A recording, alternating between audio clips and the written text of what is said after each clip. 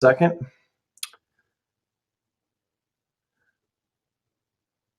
Hello, everybody. I'm James Clear. I'm just going to make sure that you can hear me just fine. If you can just type into the chat that the audio is coming through well, if you're already on, just let me know that you can hear me. We're going to get started in just about 5 minutes.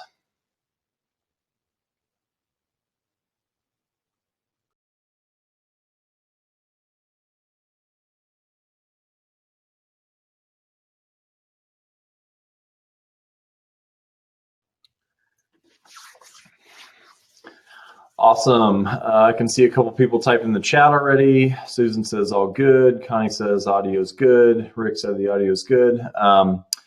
Thanks, everybody. I'd love to just hear where you're tuning in from. So if you want to just type into the chat and tell me where you're at, where you're listening from, where you're tuning in from, I'd love to see kind of what we have going on. It's always interesting to check out where folks are coming from. Yeah, Michelle said, I love how you color coordinate your books. I have a little bit of color blocking going on here in the background. I used to have my books organized just randomly, and it looked a little too much like confetti or sprinkles or something in the background. So this is a little more organized.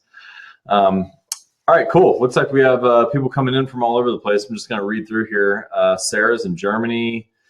Neil's in New Jersey. Tiago's in Sao Paulo, Brazil. Thanks for tuning in, man. Great to have some international attendees. Huntsville, Alabama. Sandy, Utah. San Juan, Puerto Rico. The UK. India. London. Connie's in Denver. Adrian's in Burlington. Tim's in Houston. This is awesome. We're going to have a good little group here. So we still have, I don't know, 4 or 5 minutes. I usually like to start right at the top of the hour.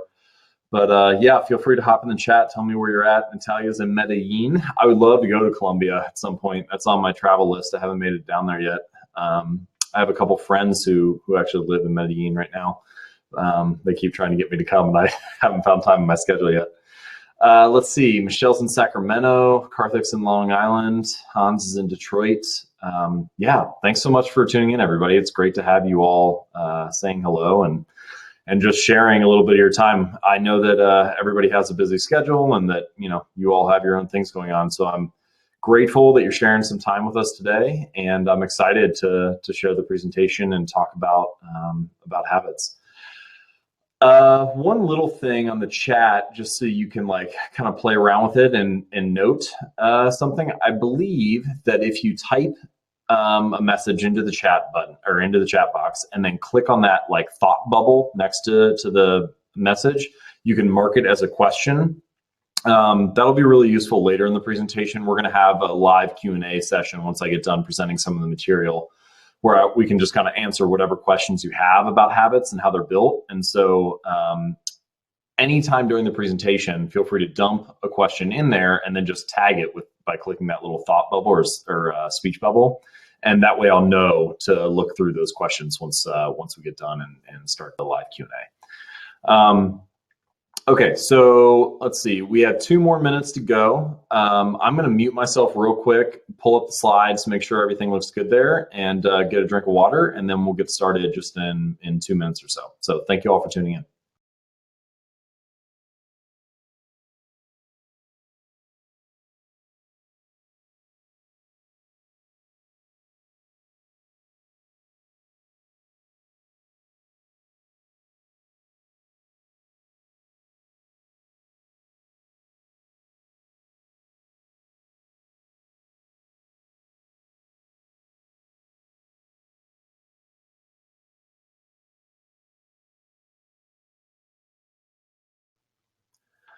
All right, we look pretty good.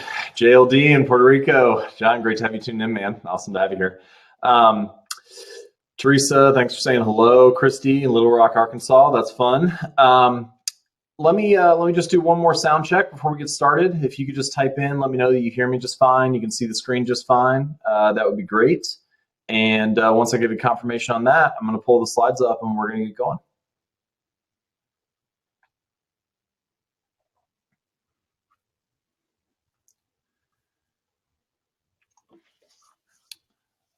All right, audio and video look good. Thanks for confirming, everybody. I do want to say the chat is a great place to hang out, talk, share ideas. You can talk to other folks and everything. That's great. I would like to encourage you to focus on the presentation as I'm going through the material. There will be plenty of time for Q&A and for us to kind of trade ideas in the chat later. As I said, at any point, if you want to just dump questions in and go ahead and mark them by clicking that speech bubble next to the chat, then I'll know to go ahead and review those once we start live Q&A. All right, let me go ahead and turn screen share on and switch over to the presentation.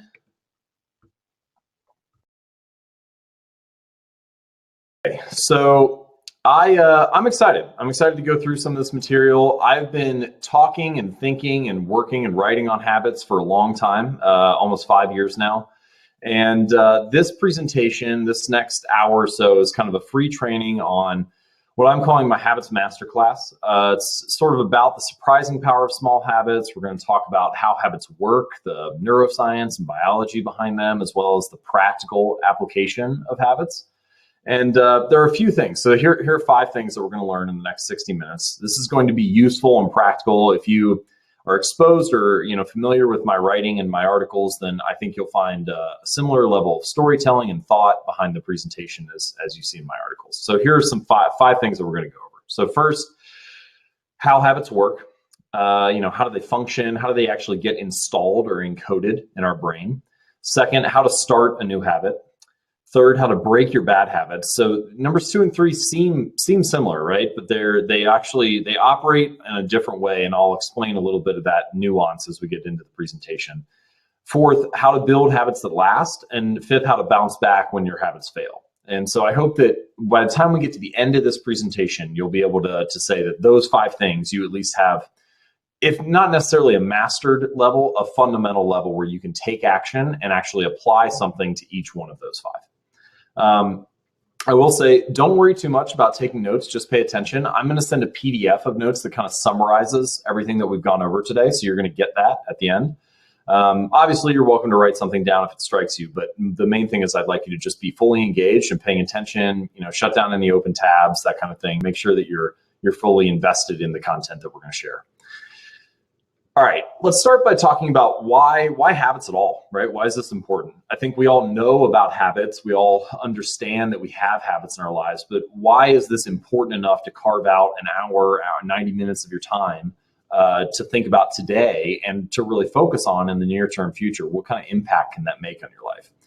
And the main reason is that time after time, the highest achievers are the ones who have the best habits. And I'll just give you a few examples of that right now. So this is a quote from Octavia Butler. She won a MacArthur Genius Grant. She was a very famous science fiction author. First, forget inspiration, she says. Habit is more dependable. Habit will sustain you whether you're inspired or not. Habit is persistence in practice. And this is something we're going to come back to here in a few slides, this idea that we often think that what we need is inspiration or motivation, but habit and automaticity and routine can be far more powerful. Here's another quote from Will Durant, who won the Pulitzer Prize and the Presidential Medal of Freedom. He said, we are what we repeatedly do. Excellence then is not an act, but a habit. Interestingly, this quote is often attributed to Aristotle, but it was actually Durant who was kind of writing and paraphrasing Aristotle's primary work and thought process when he wrote this quote. So we could also say that Aristotle believed heavily in this concept as well and in the power of habits in our lives. Virginia Woolf, very famous English writer and modernist, she said, habits gradually change the face of one's life as time changes one's physical face, and one does not know it. I think that is a very wonderful way of thinking about the power that habit has on our daily lives, right? We repeat these things, good or bad habits, day in and day out, and on any given day, they don't feel like they have, shifted the scape of our lives, but they're transforming us all the time without us even realizing it.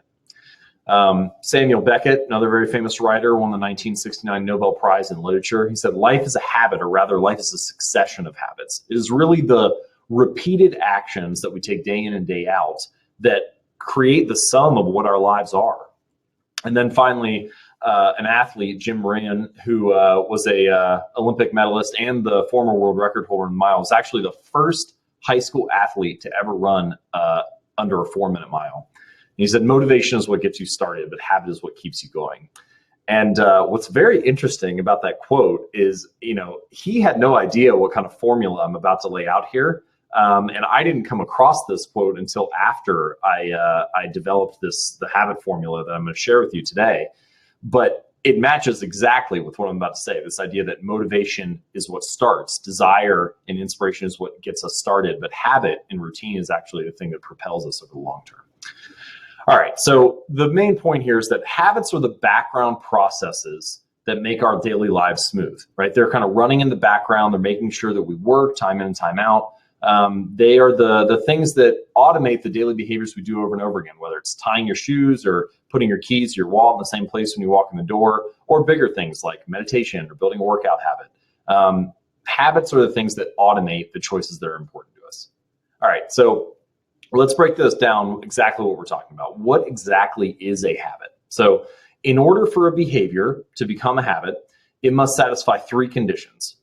The first condition is that habits are predictable. They occur in more or less the same way each time, often in the same context or the same place, surrounded by the same people. Context is a very big driver of habit. This is something I've written about a lot and really have been researching heavily over the last year or two, is the impact of context, both social context, so the people that surround us, and physical context, the physical environment. Unfortunately, we're not going to have enough time to get into everything that I'd like to cover today, but we will touch on that briefly. The second condition is that habits are learned. So habits are conditioned behaviors that are conditioned over time through repetition and practice. You are not born with a habit. And this is the primary difference between a habit and an instinct, for example. Like, all humans are born with instincts. For example, the instinct to try to stay safe in this situation. If you were walking through the woods and you happen to see a bear, that sense of fear that you get, that is not habit, although it is conditioned and automatic. It's not a learned behavior. It's not something you had to repeat over and over again and teach yourself that bears are dangerous. It's simply something that you have as an instinctual desire to want to stay safe. What's particularly interesting, and again, I don't know that we'll have time to get into this fully today, but instinct is often the desire that prompts us to act in the first place. So for example, humans are innately curious. And so our curiosity is the thing that often gets us to seek or to explore the world. And then once we start to learn what works and what doesn't, we start to ingrain and condition habits. But it's often instinct that got us to act in the first place. All right, so step one, habits are predictable. Condition two, habits are learned. And then the third condition is that habits are automatic. So it's a predictable, conditioned behavior that becomes automatic. So once formed, habits can proceed more or less mindlessly. And this is something that is, it's very interesting on both ends for building a good habit and breaking a bad habit. So for building a good habit, the goal is to repeat or fulfill the second condition, to learn a behavior enough to make it automatic. But for bad habits, we find that those behaviors have already become automatic, right? We walk in the door after we get home from work, we sit down on the couch and we start eating mindlessly, or we turn on the TV. We tend to browse social media and procrastinate. Whatever that bad habit might be, we tend to already have automated it. It's moved its way into our non-conscious mind. And now that it's become automatic, the challenge is to kind of raise it back up to our automated behavior, or to our conscious mind, so that we can address it, be aware of it, and then make steps to change it. So that's one of the differences between building good habits and breaking bad habits, is that bad habits are often already automatic and good habits need to become that. All right, so those are the three conditions. And it is this third factor, automaticity, that is the most important. Because the primary goal of building a good habit is to get to automaticity. And the primary goal of breaking a bad habit is to prevent automaticity from happening, to prevent yourself from falling into this mindless loop where you do the same thing over and over again despite not wanting to. All right, so, but how do you actually do that, right? How do you actually build better habits? Why do some habits stick while others fail? And I want to cover three misconceptions about why habits fail. Three of the most common habit myths. So the first misconception is what I'll call the motivation myth. And that myth is that the reason I don't stick to habits is because I'm not motivated enough, because I don't want it bad enough. I just need to have more willpower. But in reality, motivation fluctuates. Meanwhile, habits are predictable. Remember, that was the first condition of what makes a behavior a habit, is predictable. It happens time and time again in the same context, in the same way. Well, if motivation fluctuates, by definition, a predictable habit should not rely on an unpredictable resource. It doesn't make sense to say that motivation is what you need to build better habits, because motivation ebbs and flows. Sometimes you feel motivated and sometimes you don't, and habits are consistent and predictable. So you can't get a consistent outcome from an inconsistent resource. That's the first misconception. Now, of course, hard work matters. Of course, being motivated, having desire can help. It can help, spark you to some higher level of performance in the moment.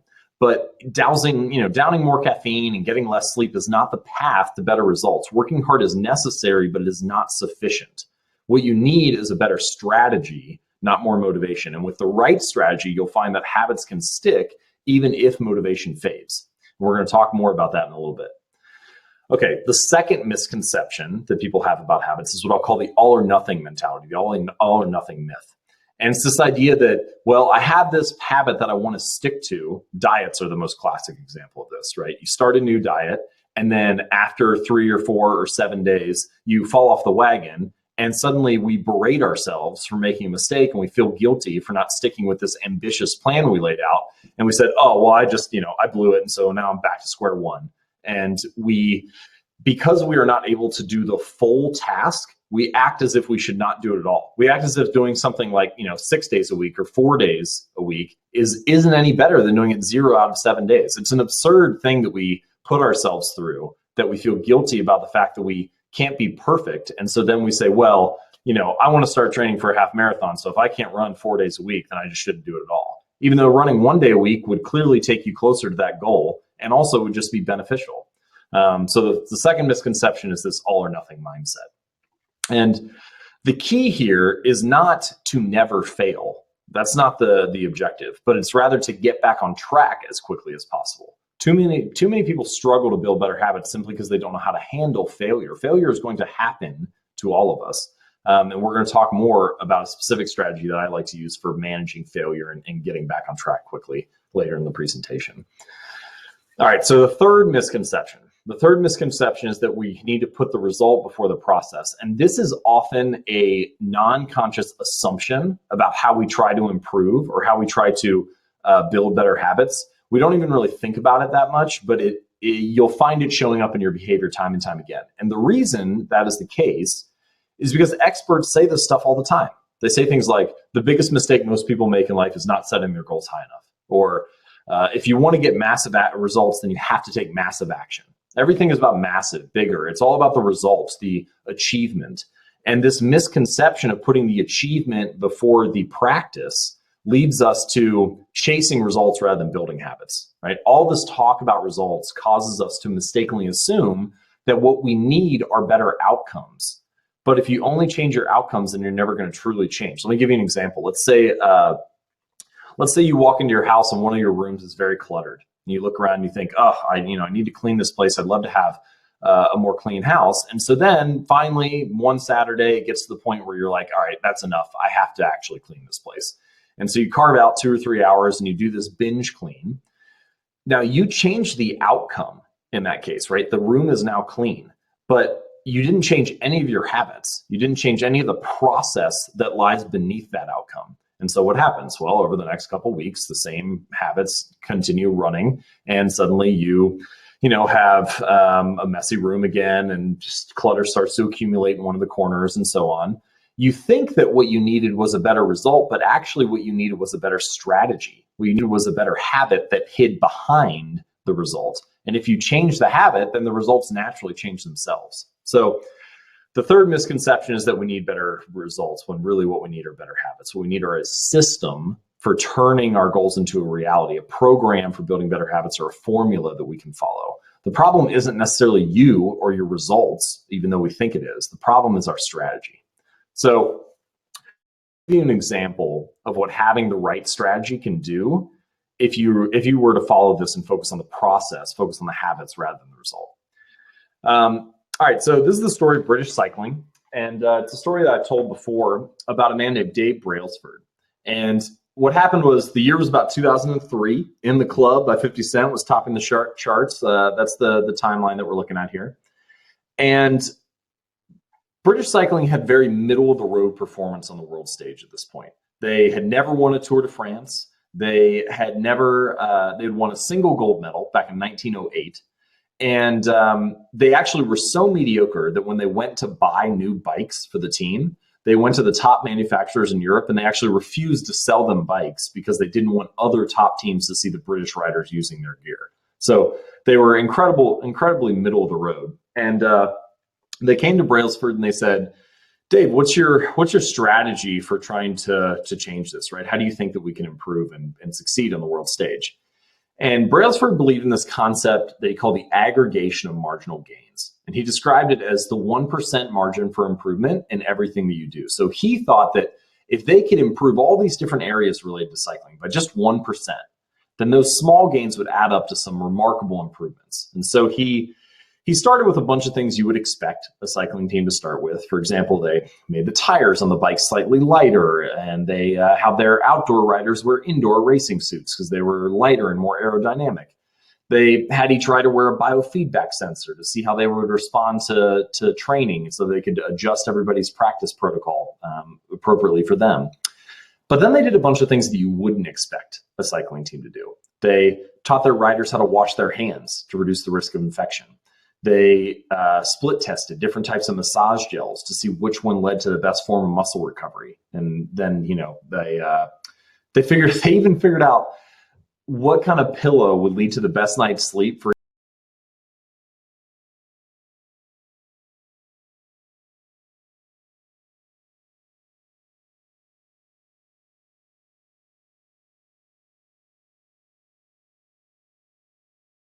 Oh, looks like we cut out there for just a second. Sorry about that. So what's interesting here is that after applying all of these simple little strategies, right? These 1% improvements, Brailsford said, if we can actually do this, if we can execute on all these little areas that improve cycling by just 1%, then I think that we can win a Tour de France within 5 years. He ended up being wrong. They won the Tour de France in 3 years, and then they repeated again the 4th year with a different rider. And then they again won in the last 2 years after 1 year off. So they have won 4 out of the last 5 cycling events. 4 of the last 5 Tour de France's in the world have gone to the British cycling team. But it was really at the Olympics in London in 2012 where it proved its greatest worth. They won 70% of the gold medals available. And so this idea that 1% improvements are not just nice to have, they're not just little improvements that we can adopt, but actually that these small habits can make a huge improvement over in our long-term performance. That's the main thing that I want us to take with us here, right? That if you were to get just 1% better each day for 365 days, you'd end up 37 times better at the end of the year. And if you got 1% worse, then you whittle yourself almost all the way down to 0. And so this idea that small habits are not just nice to have, but actually a very significant improvement on our daily performance is the main reason that habits drive transformation in our lives, right? Everybody wants a transformation, but we fail to realize that our habits are transforming us every day. So here's a question to ask yourself. What kind of life would you create for yourself if your good habits accumulated? If your most productive days became your normal days, if you showed up as your best self each morning, if you were able to find a way to get 1% better each day. And conversely, what would life be like in 5 years if you let your bad habits flourish, right? If your weaknesses compounded, if your foolish mistakes took the upper hand each day. And so I'd like to encourage you to think about how many days can you repeat the same actions before those days become your life, right? How many weeks? How many years? How many times can we repeat these small 1% choices, slightly better or slightly worse, before they add up to something much more significant? Tiny habits seem insignificant in the moment, but over the span of moments that make up our lives, small habits determine the difference between who we are and who we could be. That's the thing that makes up the margin there between good and great, between mediocre and excellent. So small habits can wield enormous power in our lives, but only if we understand how to make them work for us rather than against us. And that's what we're going to talk about the rest of today. But before I go any further, let me introduce myself real quick. So I'm James Clear. I write about habits and human potential. I've been writing about habits for 5 years, and I run the most popular habits newsletter in the world with over 400,000 subscribers and more than 1 million monthly readers. Here's what some of these subscribers have to say. So Leanne Rimes, Grammy-winning musician, she's a reader of the site. She said, stumbled upon James Clear's blog, and I'm finding it really insightful. You guys should check it out. Alan Stein, he's a leadership coach. He said, regardless of your age or vocation, if you don't read and follow James Clear, you're truly missing out. Absolutely brilliant. Thanks, Alan. Very nice of him to say. Sonia Looney, interesting. I have a variety of athletes in my audience, and Sonia is a 4-time national champion biker, and she actually recently won a world championship in mountain biking. She said, if you want to follow someone inspiring and insightful, read James Clear's stuff. I subscribe to his newsletter, and I always enjoy it. And so many of you are familiar with the newsletter, but my work has also been featured by CBS and Entrepreneur Magazine, Fast Company, Forbes, Time, a bunch of major media outlets. And I've presented the information that you're about to see in this presentation to a variety of top organizations as well. So I've presented at Stanford University, recently gave a presentation to the top leadership at Lululemon, Topgolf. I went down to their headquarters in Dallas last year and gave a presentation to their top sales staff, many other organizations as well. By the way, just as a side note, if you're interested in having me speak to your organization, you can contact me at jamesclear.com/speaking and just submit something. We can get the conversation going. Happy to talk about that. But I'd like to give you a little. Here's an interesting little test that you can do if you want to, just to test my expertise. So I'll go ahead and do it right now. If we go to Google and search how to build a new habit or how to break a bad habit, I'm usually the top result. So like how to build a new habit. And you can see that I'm number 1 here, and also the second result as well. And then if we go and try how to break a bad habit, usually, so there I'm number 1 as well on that search result. So my only point here is that I've spent a lot of time developing expertise on habits and behavior change. I've been writing about it for years. And I'm excited to share some of the most useful and practical findings with you today. All right, that's enough about me. Let's talk about habits. So the main thing that we're going to do here, and we've already covered some of the key misconceptions that people have about habits. So now we're going to talk about how they actually work, and we're going to attack this from the inside out.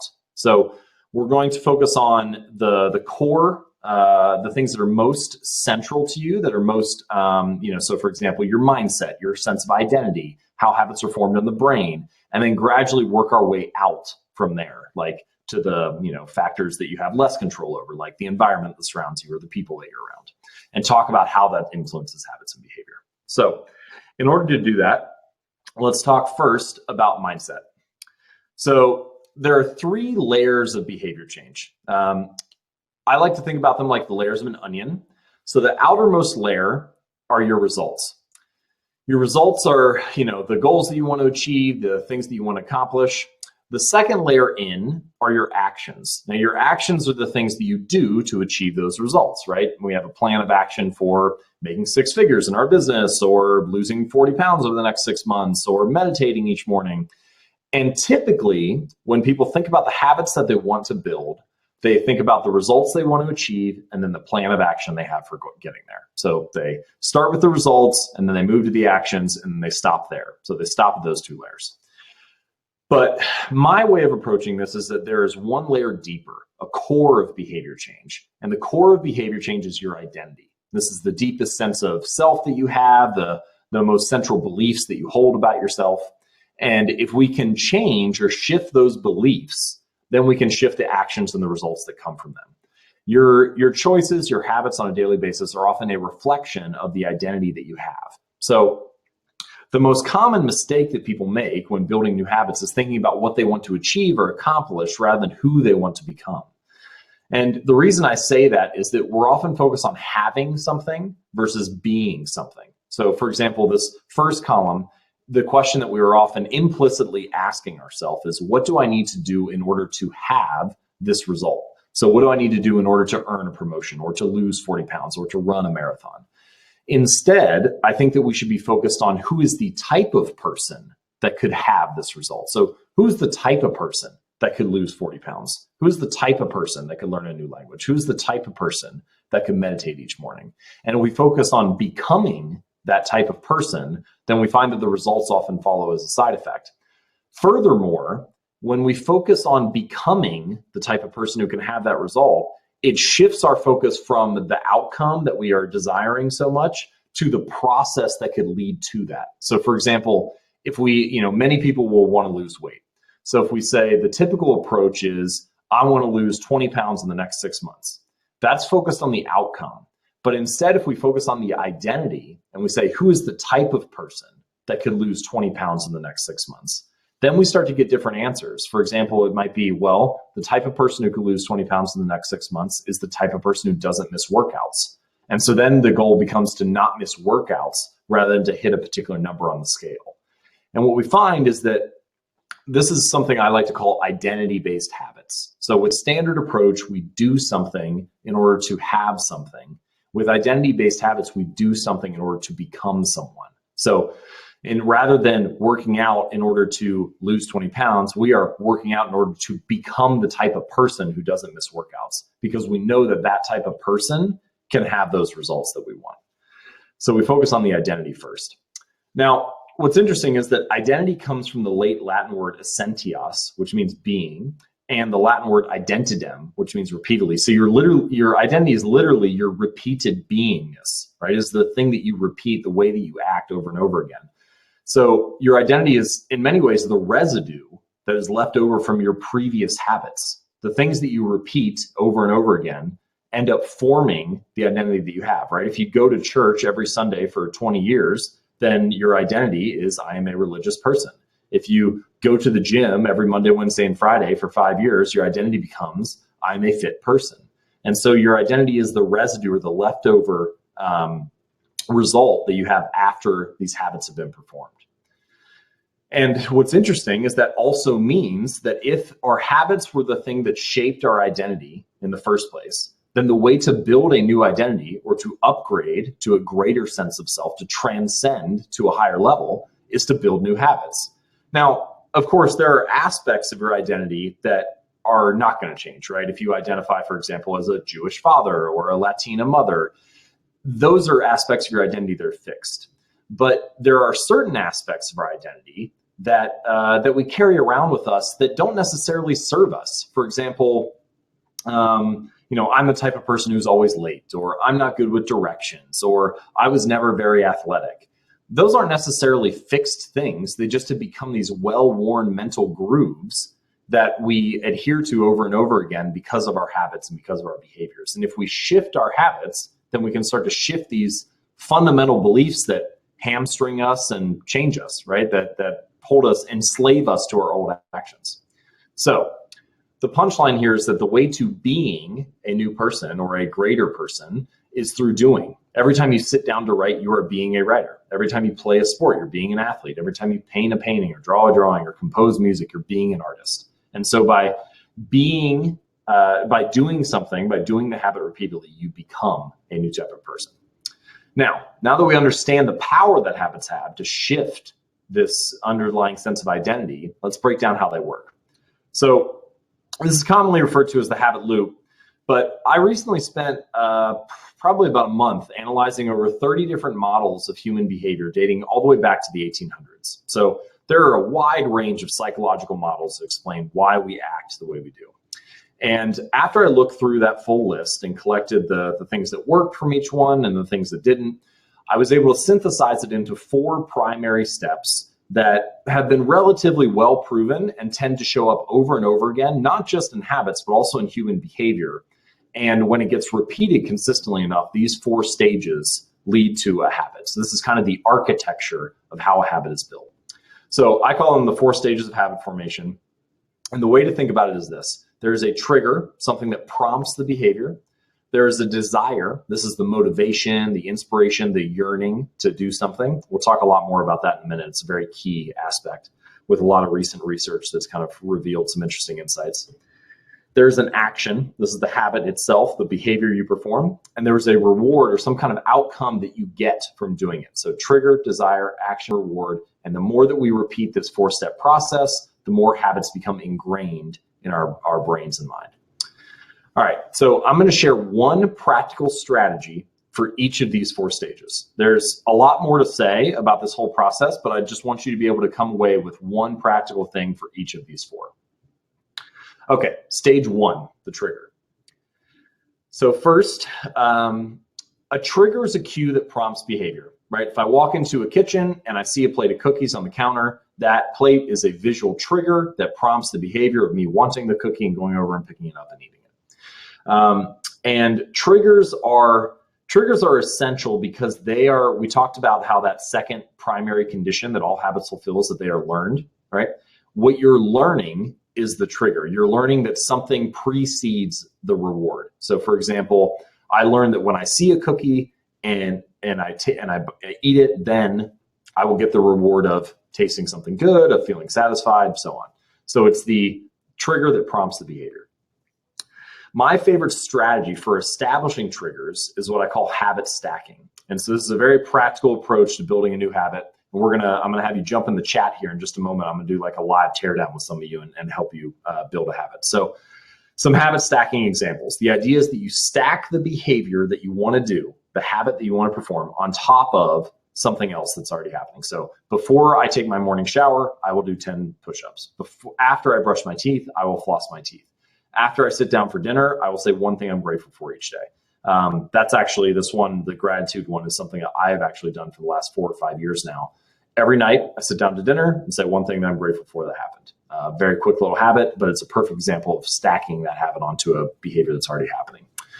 After I brew my morning cup of coffee, I will meditate for 1 minute. So the idea is we take the thing that we want to do and we stack it onto something that's already happening. So this is an exercise you can do to make this a little bit easier. I'll just explain it now, but you can go ahead and run with this later if you'd like and think about it more. So I just call it the trigger T chart, and it's very easy. You're just going to draw a T, right? And Ron just said, isn't this called tiny habits? Yes, this process is specifically BJ Fogg, professor at Stanford University, is one that came up with this idea of, I don't know if he came up with it, but he popularized it. This idea that do one thing and then it precedes the next. So in the first column, you're going to write down all the things that you do each day without fail. So for example, brushing your teeth, putting on your shoes, sitting down for lunch, getting into bed. There's usually a big block of habits that you have in the morning or in your morning routine. There's usually another bunch around the time you get into work, another batch at lunch, and then dinner and kind of your power down routine to get to bed. Those are kind of the most common ones. So these are just, you can be as granular and detailed with this as you want. If you want to talk about like, I get up, I go to the bathroom, I take a shower, I brush my teeth, I brush my hair, I tie my shoes, whatever you want to do.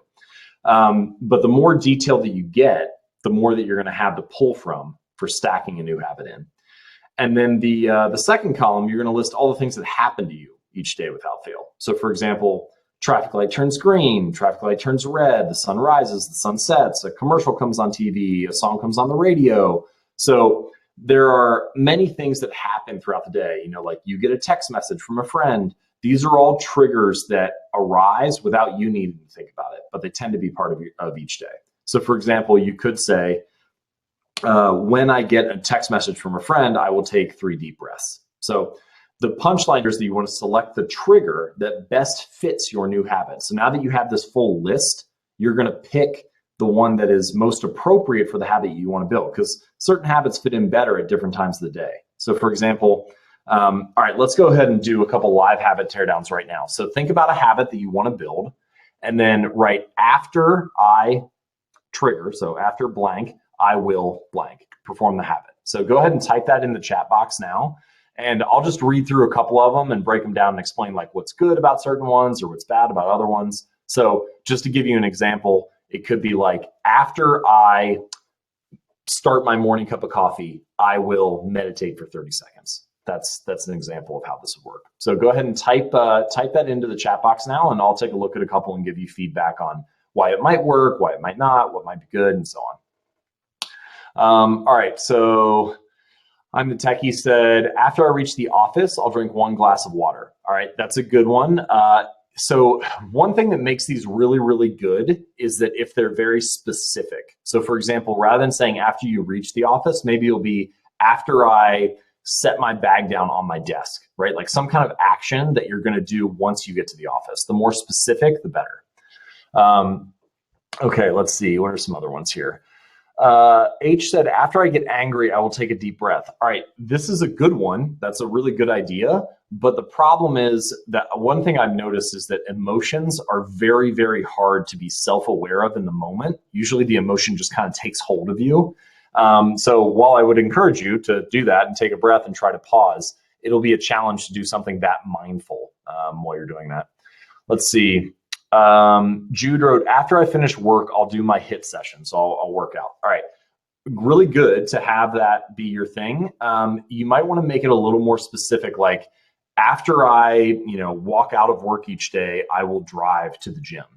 You don't necessarily have to wrap up the whole HIIT session in it. As long as you do the thing that initiates the behavior, then you'll find that, the rest of it comes as a consequence.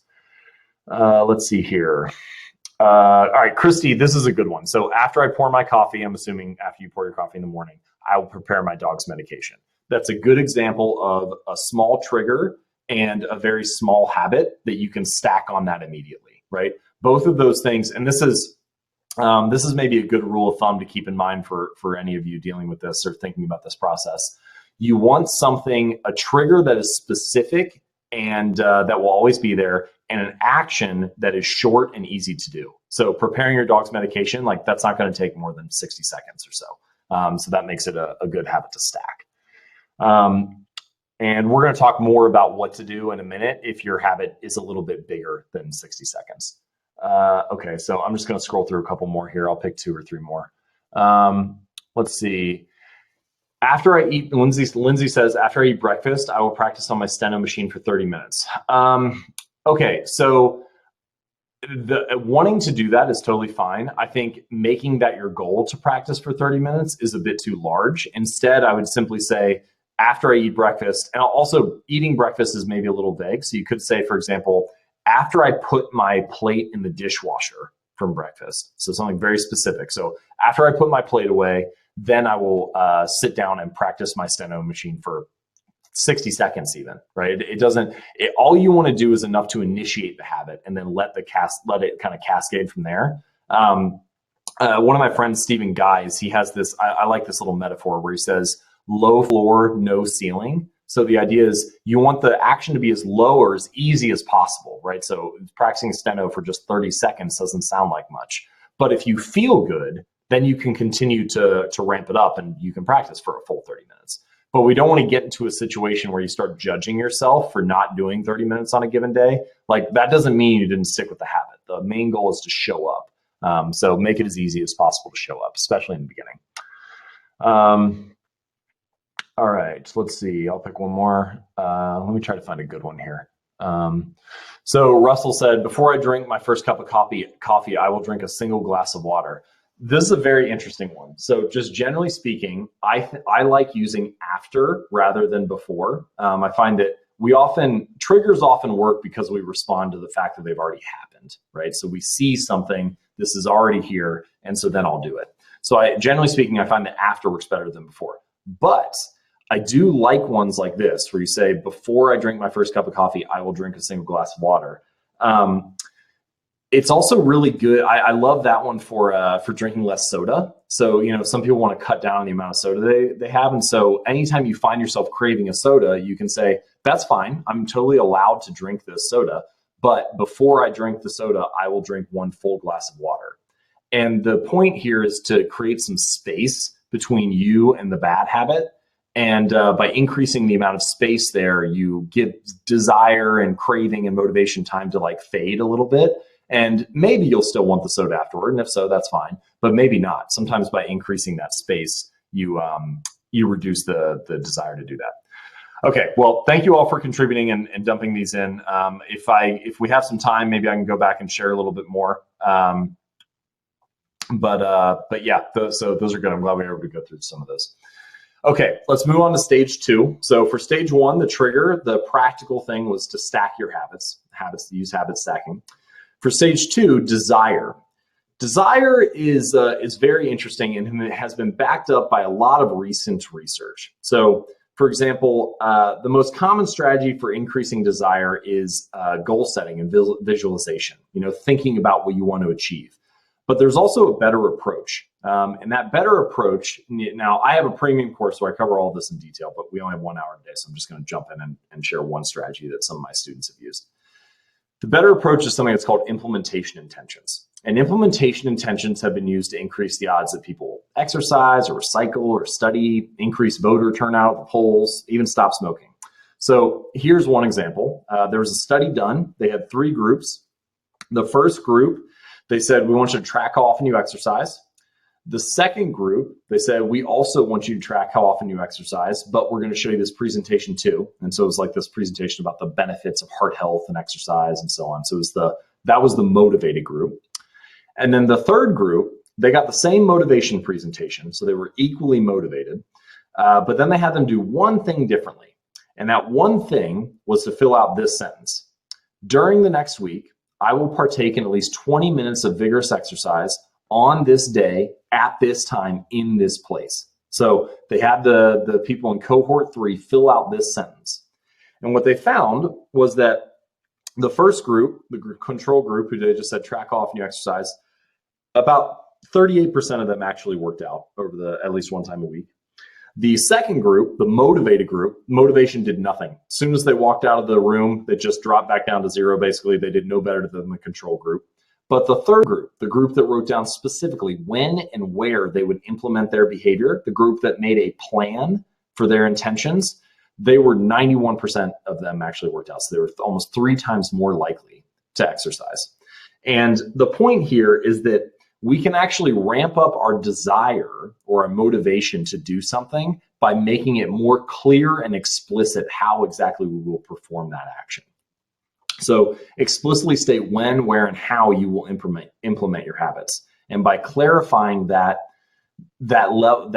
approach, by clarifying that path, you make it more likely that you'll follow through. So there's so much more to say about desire. There's been all this new research about dopamine and how dopamine actually spikes at the beginning of a habit. So let me go back just real quick and show you this. So what was previously assumed is that as you go through a behavior, that the reward, getting the reward, so eating the cookie or winning the race or finishing the workout or finishing the meditation, it was thought that the reward was the thing that drove the action. But what we find now is that reward only happens, that dopamine only spikes the first time that you do the behavior. And after that, the dopamine response starts to drop each time. And in fact, it is after seeing the trigger that dopamine spikes. So it spikes before, not after. So it's the difference between wanting something and liking something. So it's actually the wanting to eat the cookie that drives you to act, not necessarily liking it. And many people who have bad habits can confirm this. I mean, I've experienced this myself where after a while you're like, man, I didn't even really enjoy this that much, but I still did it. So what's the deal there? And the deal is that dopamine spikes after you see the trigger and drives the behavior rather than after the action. And so by understanding desire more deeply, and again, there's a lot that I just don't have time to go over today. By understanding desire more deeply, we can really shift the power that habits have over us and the power that we have to design them and adjust them. All right, so let's move on to stage 3. So this is the action stage. So stage 3 is on the first day. Okay. Let me tell a story first before I get into the details of what to do for building better habits and actions. So the story is this is actually a true story. This is from a professor at the University of Florida, and I'll adapt it slightly, but the core of it is true. So anyway, on the first day of the semester, professor walks in, divides his class into 2 groups.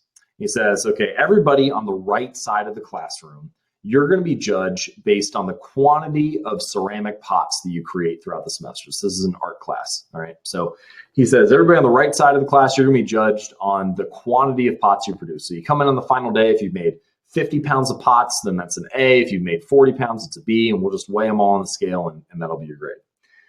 Then he said, everybody on the left side of the class, you're going to be graded on the quality of one pot that you create. So you only need to make one for the whole semester, but it has to be as perfect of a pot as you can make. And the funny thing is, over the course of the semester, he ends up, looking, and so they're doing their thing, and it gets to the end of the term, and all of the pots, all of the ceramic pieces of art of the best quality actually came from the quantity group, not from the quality group.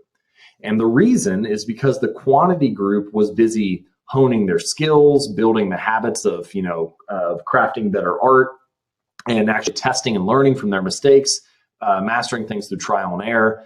Whereas the quality group was busy theorizing about what a perfect pot would look like. And in fact, they had nothing to show for it. They didn't actually hone their skills. And so the point here, and how I'd like to translate this to better habits, is that a habit must be established before it can be improved, right? So many of these ceramic students, they were trying to improve a pot without actually establishing the skill of making one. And we often try to do this with our habits and goals. We set big goals for ourselves. We theorize about what success would look like. We imagine the outcome that we want to achieve, but we don't focus on simply showing up in a small way and then improving from there. So I like to give you a practical strategy for doing this with our habits, and it's called the 2-minute rule. I adapted this from David Allen's book, Getting Things Done. His version of the 2-minute rule is, if something takes less than 2 minutes to do, just do it now. So it's like a productivity, it's a productivity hack, right? So if you have a phone call that you need to call somebody back from later in the week and you haven't done it yet, go ahead and do it now. If you have a dirty dish and you just, take less than 2 minutes to wash it, just wash it now and throw it in the dishwasher. If you need to take out the trash, just do it now, right? If it's less than 2 minutes, just get it done. Well, I think we can adapt that for building better habits. And I've already alluded to this a little bit throughout the presentation, that there are many things that we want to do. Like, for example, when you all were dumping in your habit stacks there in the chat, well, going to get a workout in. Well, sure, you're not going to do a workout in less than 2 minutes, right? You're not going to work out in 60 seconds. It's going to take you 30 minutes or an hour or whatever. But every habit can be started in less than 2 minutes. And so the 2-minute rule for habit formation is to focus only on the first 2 minutes and try to master that, and then trust that there will be this cascade of good behavior that happens as a result. So the reason that we do this is because the motivation needed to perform a habit drops significantly the more of the habit that we do. So all of the friction is caught up in beginning the behavior, not finishing it. For example, imagine going for a run at the end of the day. You show up and you get home from work and you're thinking about going for a 3-mile run. All of the friction is in the beginning. If you actually get your shoes on and get out the door and lock the door and start running, once you're a mile into the run, you're like, well, I'm already here. Like, I might as well finish this out, right? You don't need that much motivation to continue at that point compared to the amount of motivation you need to get started. And so the point of the 2-minute rule is to make it so easy in the beginning, as Leo Babauta says, so easy that you can't say no. So the guidelines for having better actions for your habits is that it should take less than 2 minutes, and it should be so easy that it'd be silly to not do it. BJ Fogg, the professor from Stanford that I mentioned earlier, probably his most famous example is, if you want to start the habit of flossing, then floss just one tooth. And people are like, this is absurd, right? Like, I'm not going to floss just one tooth. But the point is, you need to make the action so small and silly that you can't not do it. And then once you've mastered the art of showing up, then you can master the optimization or the improvement. You need to, my phrase I like to say for this is, you need to standardize before you can optimize, right? So make sure you've mastered the art of showing up and doing it consistently before you worry about doing something big and impressive and ambitious. All right, so the last stage, stage 4, this is the reward. And the reward is, well, there are a lot of things to say about this as well, because there are different reinforcements and punishments that we can use. But I'll tell a quick story about a guy named Victor Hugo, famous author, wrote The Hunchback of Notre Dame. But what's interesting is that while he was commissioned to write The Hunchback of Notre Dame, he totally blew his deadline for over a year. He told the publisher he was going to write it, but then he didn't. And what ended up happening is that he went to parties and had people over, and eventually, the way that he got around this is that he took all of his clothes out of his closet, had his assistant lock them in a chest, and then take them out of the house. And so he was left with nothing except for like this large shawl and this robe. And so he had no clothes that were like reasonable to go out in public in. And so he had to stay indoors, and he ended up staying indoors for like 3 months and actually got the Hunchback of Notre Dame written and published like 2 weeks before the deadline. And so why do we have to do this? Why do we have to do crazy things like that where we, lock our clothes away to make sure that we don't procrastinate anymore? And the reason is because of something called time inconsistency, or sometimes you'll hear it referred to as hyperbolic discounting or temporal discounting. But the idea here is that you can imagine that you have two different selves in your mind. So you have a present self and you have a future self. The present self strongly desires immediate rewards, right? You want to eat the cookie. You want to watch the TV show and not be bored. The future self, though, when you envision your future self, it's very easy to see the value of long-term rewards. This is why you're sitting, you can lay in bed at night and think about wanting to lose weight, or wanting to, wanting to lose weight, or wanting to get in shape, or wanting to earn more money, or wanting to meditate consistently, or wanting to learn a new language. And you genuinely do want those things for your future self. Because if you think about, if a year from now I could speak Chinese, that would be great. Or if I was 40 pounds lighter, that would be great. Or if I, was meditating consistently and felt more mindful, that would be good. So the idea is that when you envision your future self, you want long-term rewards. But when the time comes to act in the moment, your brain values immediate gratification. And so that's why you go to bed thinking about all these things you want, and then you wake up and you're like, I'm actually just going to sleep a little bit longer.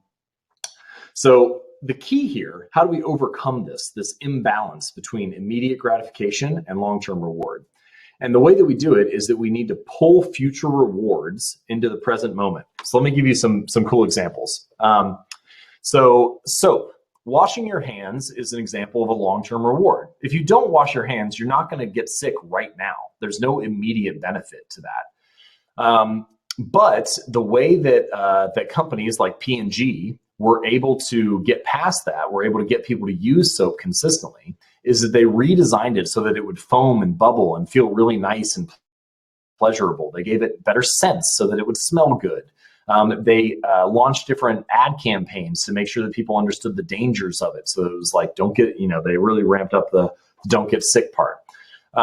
So they found ways to make you think or feel or experience a reward in the present moment for something that would actually pay off in the long run. Toothpaste, another example. If you don't brush your teeth right now, then your teeth aren't going to go bad, but it's by repeating that bad habit over and over again that you actually get poor oral hygiene. So toothpaste companies made toothpaste that felt minty and fresh and was enjoyable to use. You don't actually need the sensation of freshness to keep your teeth healthy, but having that immediate gratification makes it more likely that you follow through with their long-term reward. So one strategy that we can use to do this for our daily habits is something that's called temptation bundling. And Katie Mingle, who's a professor Katie Milkman, who's a professor at University of Pennsylvania, came up with this concept.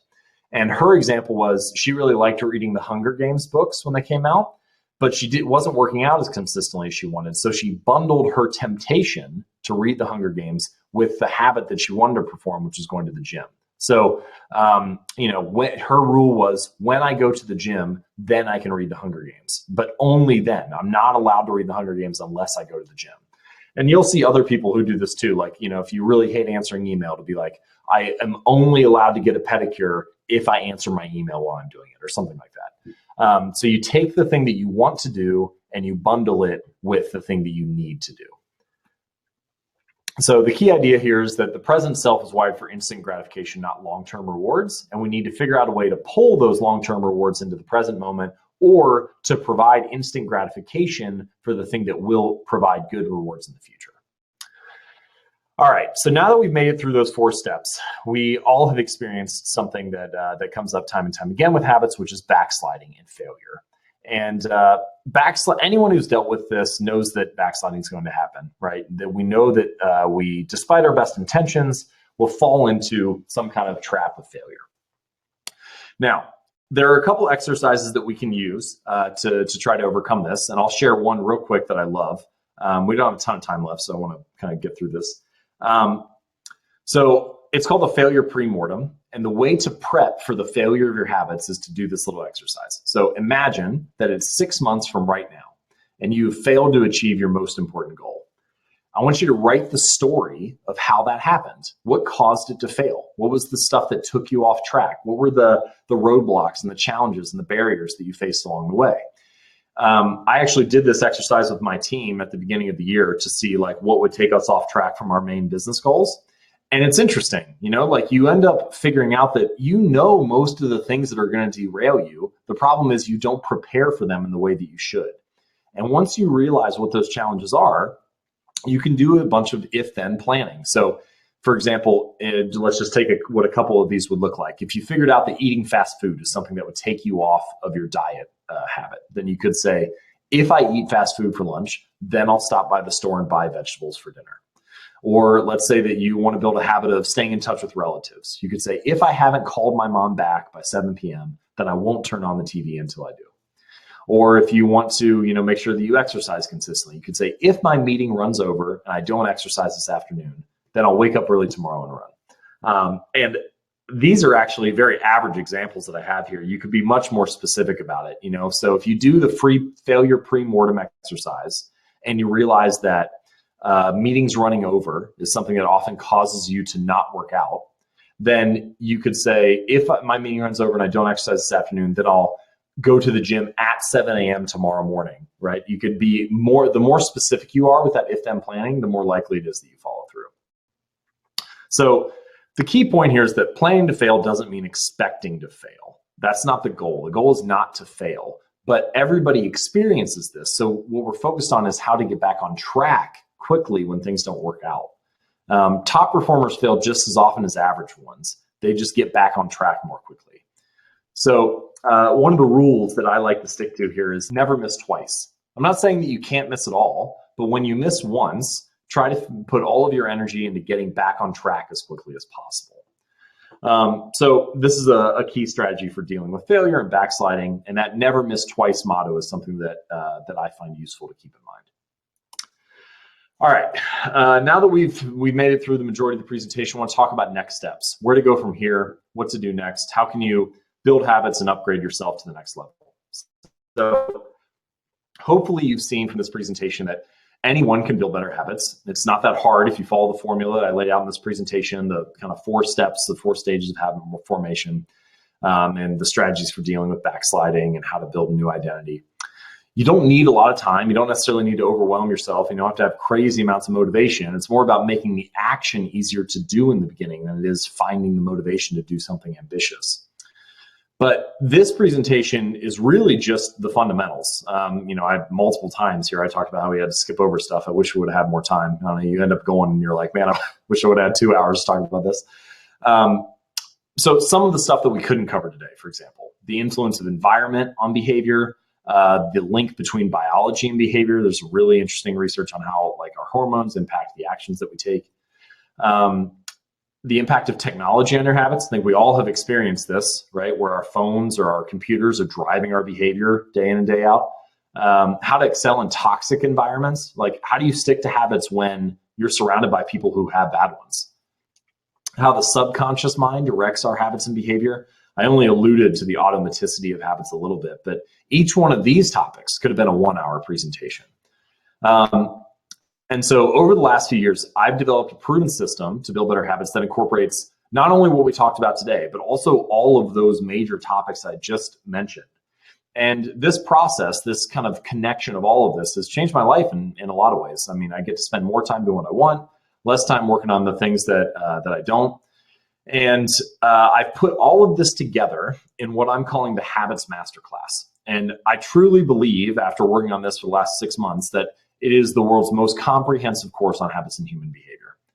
It combines not only these 4 stages and the high-level stuff that we talked about, but granular, detailed stuff, the most up-to-date studies and scientific research on why we act the way we do, on the neuroscience of how habits work, but also on a wide range of areas like evolutionary psychology and biology and history and philosophy and how all of these things come together to build better habits. So here's what a couple of the students have said. One said, this course contains the most complete material on habit formation that I've seen. There's just enough theory to explain the principles, not so much that it becomes boring. And the focus of the course is to learn and develop habits without having to read or listen to too much material. So that was from Al. And I think he gets at what my main approach was when building this course, which is I want it to be practical, but I also want us to understand fully how all of these ideas hang together. You know, it's very easy for so-called experts to dish out like one strategy or tactic after another. It's very hard to understand how all of these things hang together. And human behavior is one of the most complex things that there is in the universe, maybe the most complex. And so being able to synthesize all this has taken me an incredible amount of time, and especially to make it practical and actionable. Here's another testimonial from Mark, who took the course. He said, I'm really enjoying it so far. I like the framing that you have for how to think about the material and how the tools at hand make it possible to approach habit breakdowns more thoughtfully and anxiety-free. So let me take you inside the masterclass real quick and just show you a little bit of what's on the inside and just the rough outline. I'm not going to show you a lot of the content, but the outline. So once you log into the course dashboard, and this page is a little bit different than what you'll see, but it's largely the same. So we've got a bunch of different modules here, right? So module on how habits work, kind of the fundamentals, on how to build habits that last a lifetime, on environment and how physical environment impacts your behavior, on genetics and biology, how the genetics of influences your desire for things and how that influences your actions.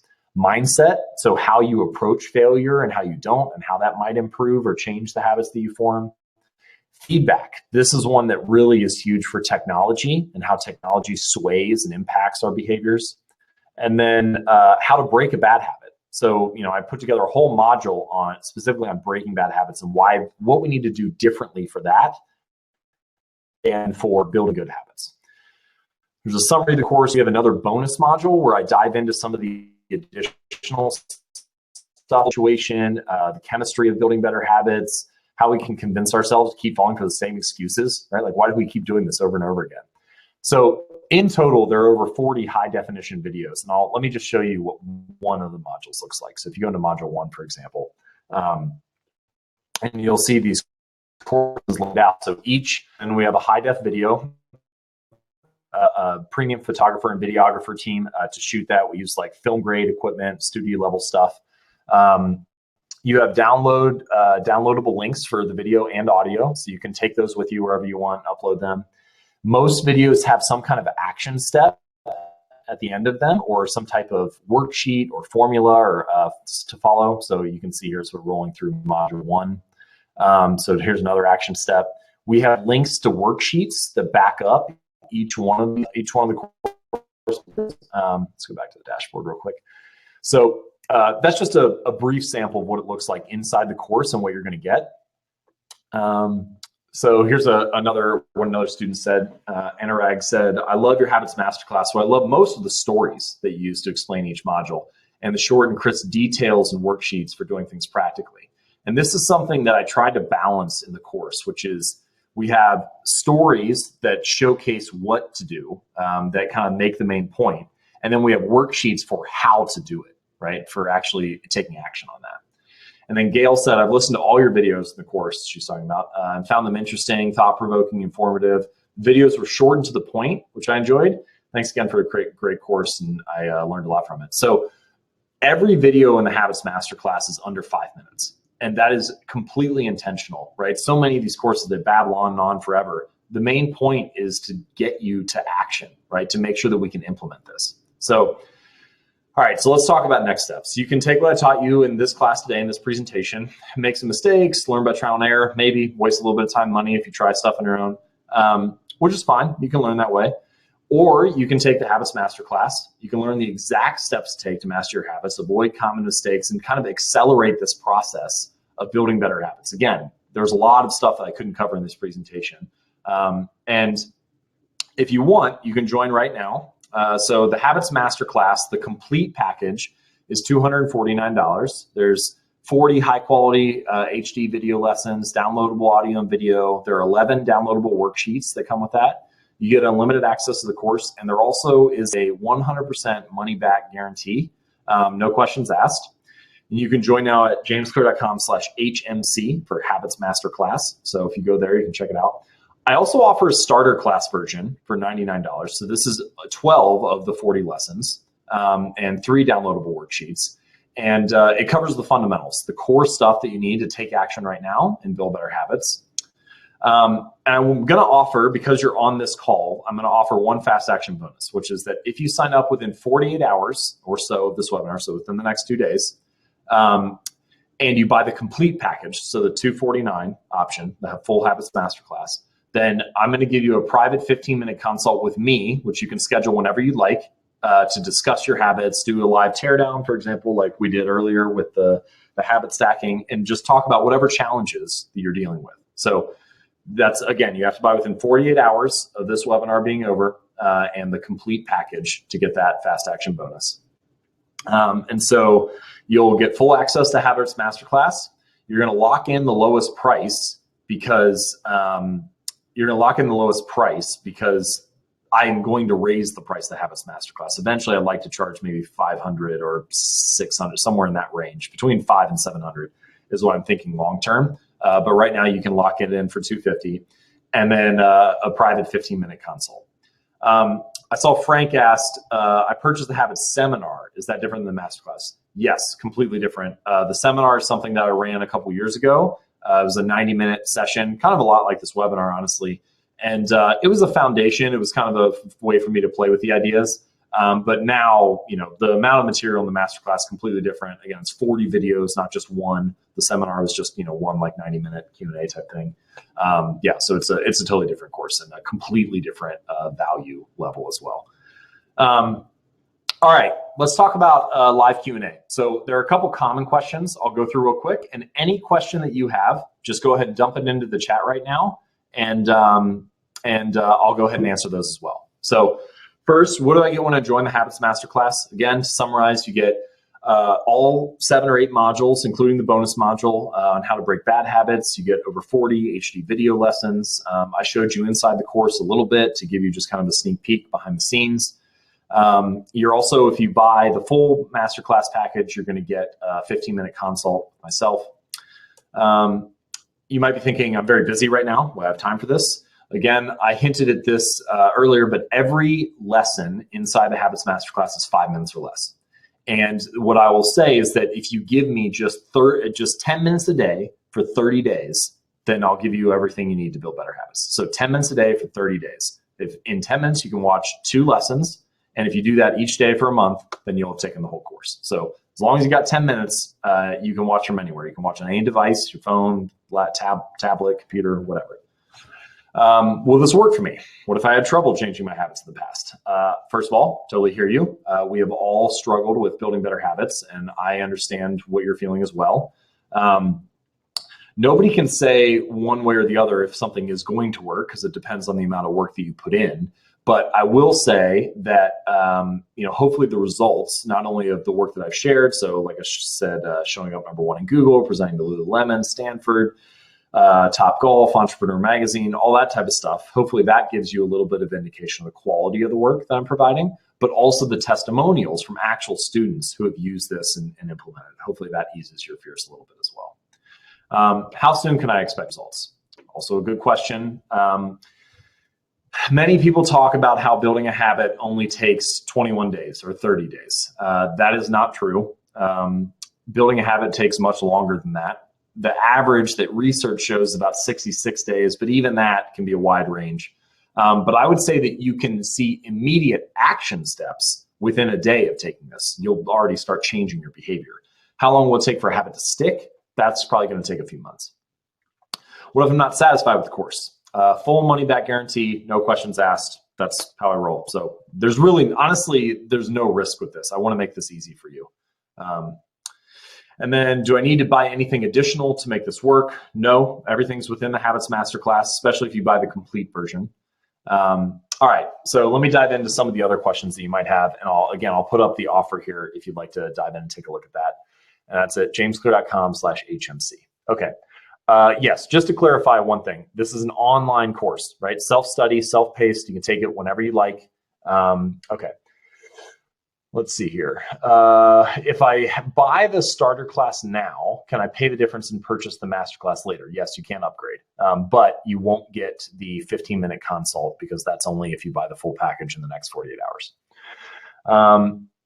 Ron, how do I purchase to get the 15-minute consult? Just go to jamesclear.com/HMC. If you buy in the next 48 hours, you'll get the option to schedule the 15-minute consult. Let's see.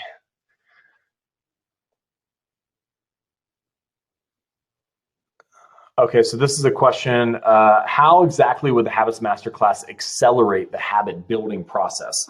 Good point.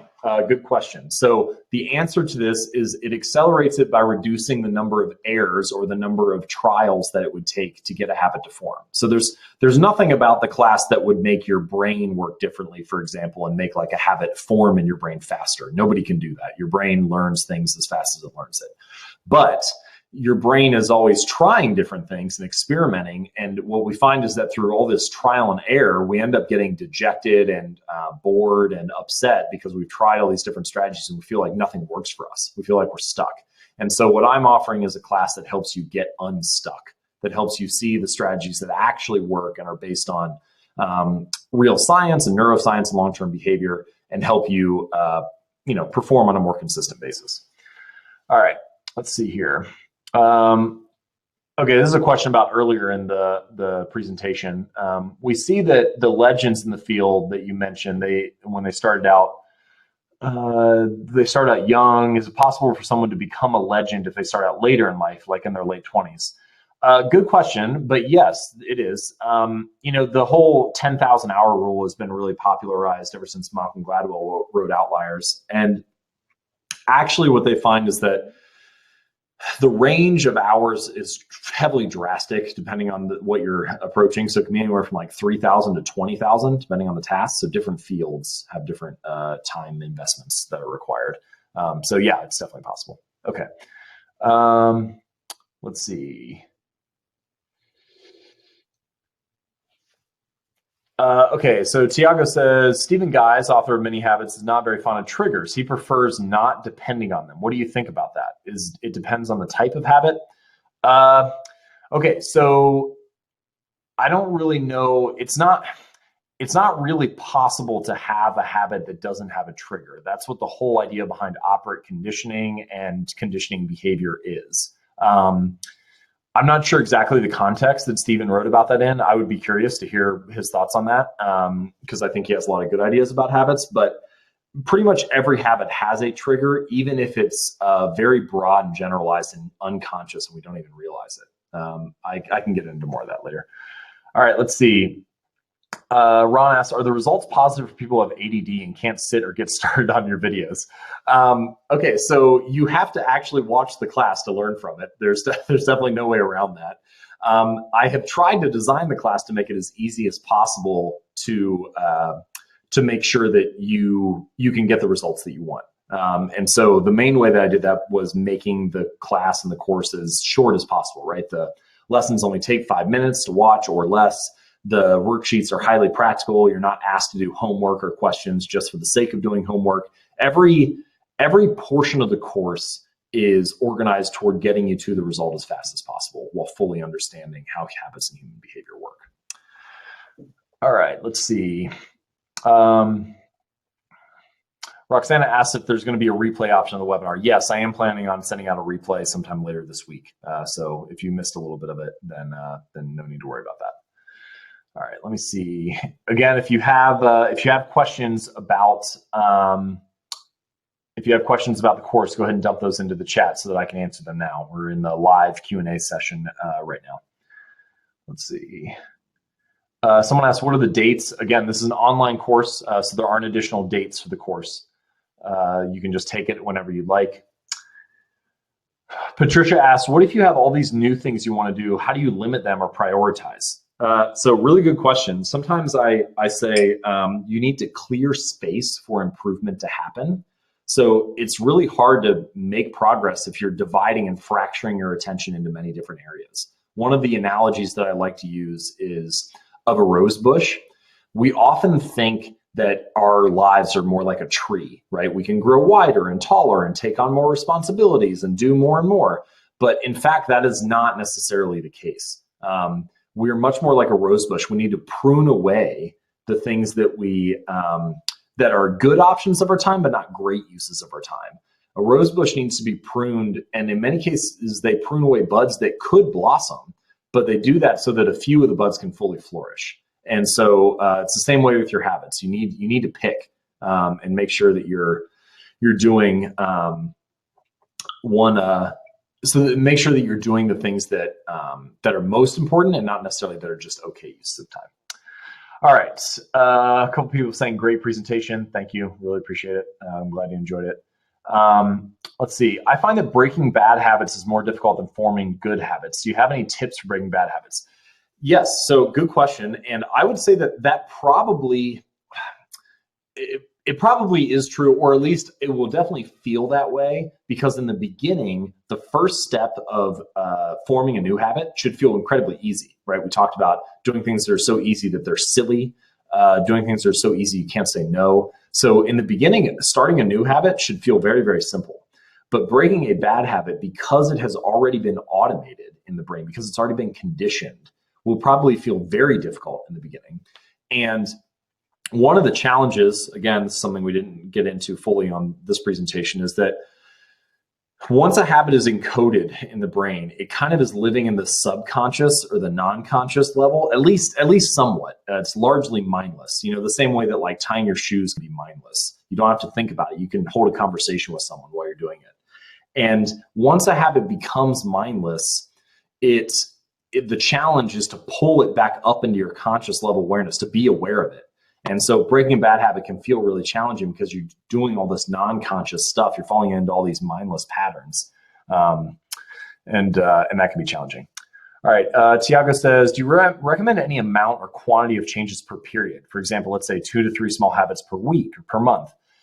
Good question. I do recommend, but I have a little bit, if you talk to different experts, researchers, they have varying opinions on this. Some people think that you should start multiple habits, like 2 or 3 at the same time, and kind of like build the skill of building better habits.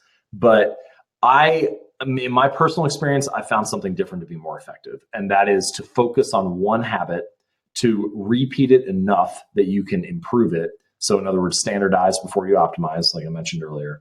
And then once that habit is fully integrated into your life, once it's actually automatic, then you can focus on changing something else. And the other key part of this is that there are, Charles Duhigg calls them keystone habits. Sometimes I'll refer to it as an anchor task. But the idea is there are some habits that have this ripple effect on our lives. So for example, going to the gym is a common one. If you just focus on building the habit of going to the gym, there are some people who, once they lose weight, they like pay off their debt and they start meditating, or they reduce stress. There are all these like good things that come, this cascade of results that happens from doing something. So let's see. H asks, is habit stacking not a good strategy to implement 2 or 3 habits at the same time?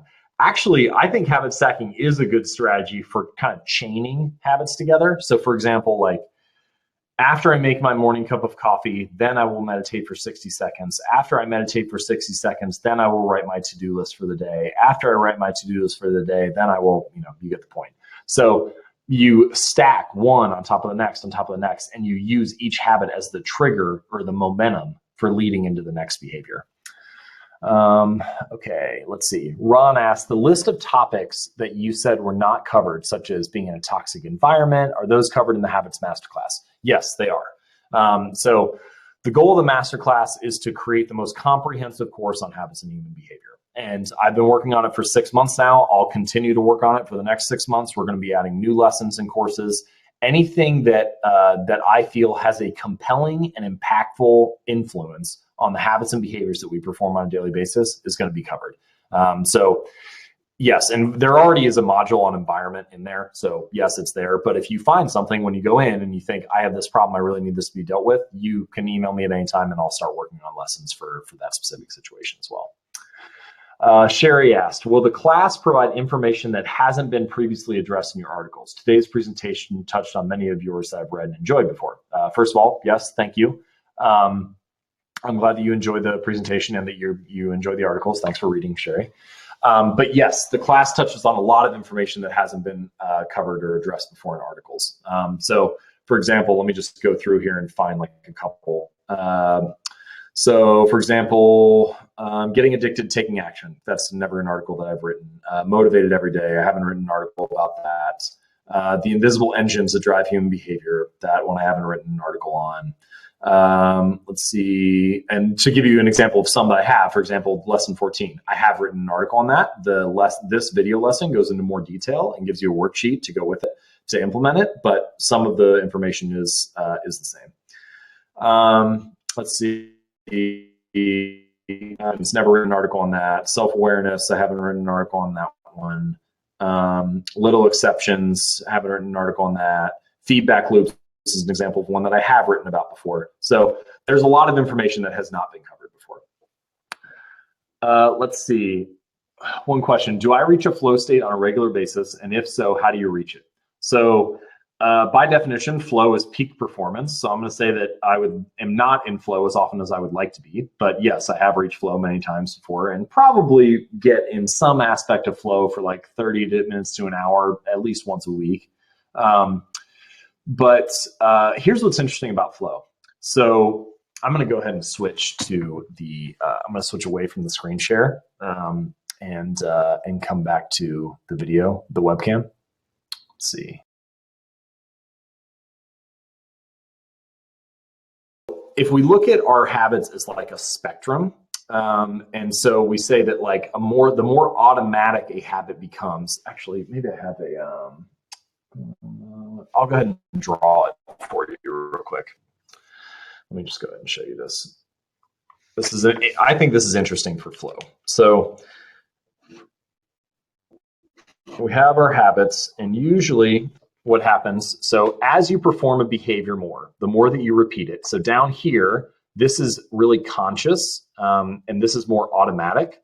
So the more automatic things become, let's see, automatic, and we'll call this.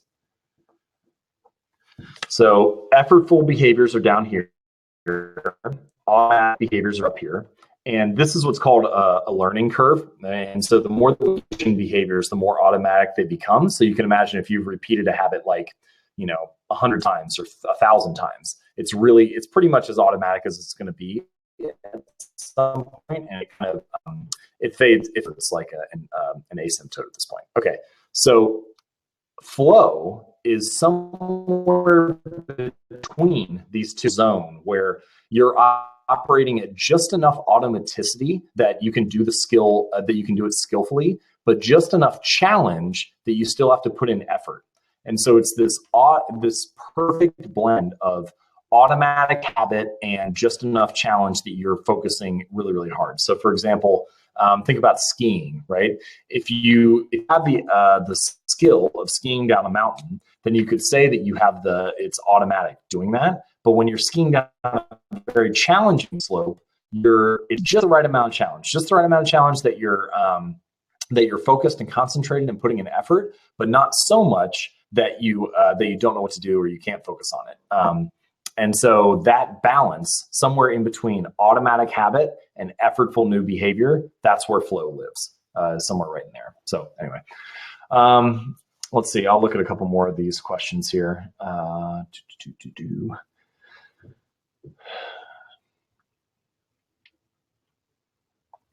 What made me want to become an expert in habits?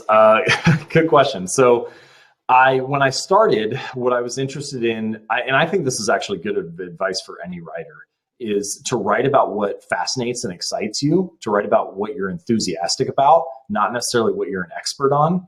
And so I was fascinated by it. I thought it was really interesting. I thought that it was going to impact my habits and behavior.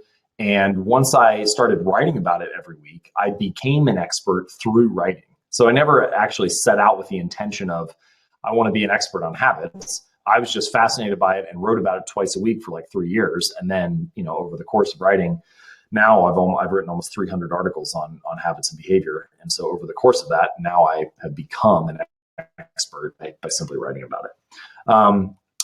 Okay, so let me switch back to the presentation real quick. And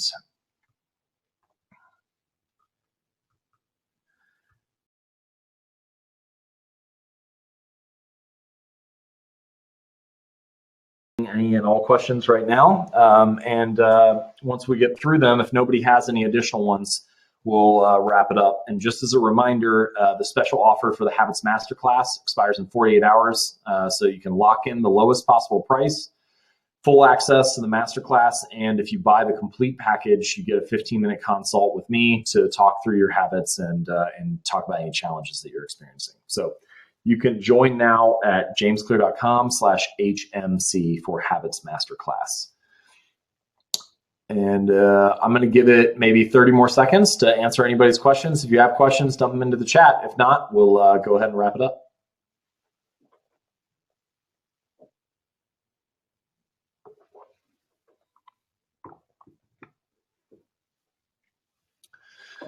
Don says, James, is the starter class the first 12 lessons? No, it's a collection of some of the fundamentals from, well, it's mostly the first group of lessons, but then it's also a collection of a few choice lessons from other places. So it's a good fundamentals.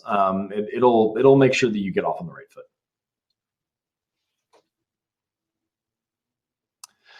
Megan says, I was fired for being late to work. What habit can I do now? Well, sorry to hear about the job, but you can do all kinds of habits. I mean, you can build, if you're looking specifically for work habits, then you can start to build habits around applying for new jobs or studying new skills, like, learning how to code or learning marketing or whatever, right? So you can do it for improving your skill set.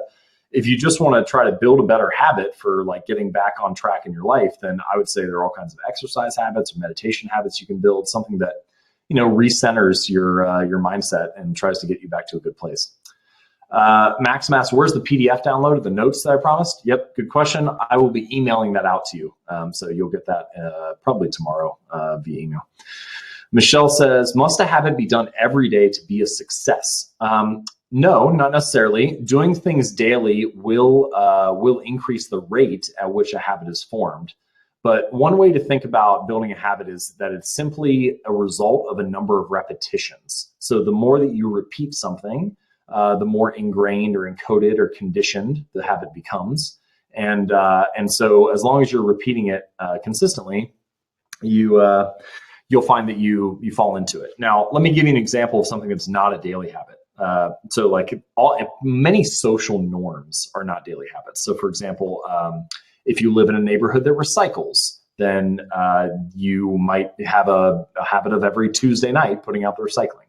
Or if you go to church, then every Sunday you might have a habit of doing that. Or if you walk into a church, even if you're not religious, you might have a habit of getting quiet because that's a social norm. And so, yeah. So anyway, those are just some examples of habits that are not daily, but certainly they're time-based or schedule-based. And so as long as you repeat it consistently, a habit can be encoded. Let's see. Megan said, by what habit can I do to improve my tardiness issue? She was fired from a job for being tardy. Yeah, good question. So when it comes down to tardiness and procrastination, there are a couple things that you can do to try to figure out where the friction point is. That's what I would say is the first thing. So is the problem that you just delay going in, or is the problem that you sleep in too long? So for example, if it's sleeping in too long, then maybe the reason that that's caused is by going to bed too late. So then it becomes about addressing your power down routine at night. And there are all types of things you could do with that. Like there's, you can buy what's called an outlet timer where you plug it in, it costs like $8 on Amazon. Plug it into the outlet, and let's say that you stay up late watching Netflix each night, and that ends up causing tardiness. Well, you plug the outlet timer in, and then you plug the TV into that, and then every night at, say, 10 p.m., it's scheduled to shut off the power from that outlet. And so there are all sorts of little things you can do to try to improve your habit of going to bed earlier. And then if you improve that, then maybe you're naturally, improving the tardiness or whatever. And that's, of course, just one example. But by diving into the details of the habit and being more aware of what's actually causing the problem, we can come up with specific solutions. Let's see. What is the top book that you would recommend for being successful in life, health, wealth, and relationships? I have a good stable in life, but I want to get to the next level. Okay, good question. I will go ahead and share with you my reading list. So if you go to jamesclear.com and you click on reading list, then you can see my book recommendations for all kinds of stuff. For a question like this, I would click on 10 books with the most page-for-page wisdom. And these are my picks for the books that have stood the test of time and provide the best ideas for kind of dealing with life and understanding our world and being successful. All right. So thank you all so much for joining. We're about 90 minutes in now. I really appreciate you all taking the time. As a final reminder, you have 48 hours to get the Habits Masterclass. If you buy the complete package, then you'll get a 15-minute consult from me. I hope that answering these questions has been useful for you, and I hope that you enjoyed the presentation itself. I really enjoyed you all staying on with me. I appreciate it, and I hope to see you inside the Habits Masterclass. Thanks so much for sharing some of your time today. And again, that's at jamesclear.com/HMC. Thanks again. Enjoy.